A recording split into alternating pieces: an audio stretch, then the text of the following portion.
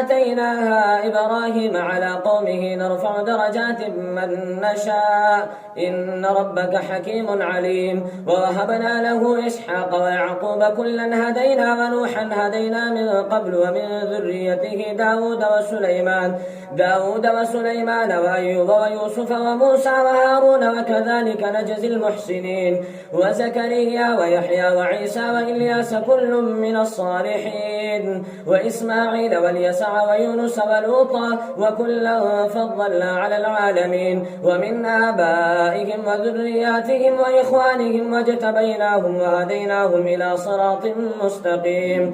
ذلك هدى الله يهدي به من يشاء من عباده ولو أشركوا لحبط عنهم ما كانوا يعملون. أولئك الذين آتيناهم الكتاب والحكم والنبوة فإن يكفر بها هؤلاء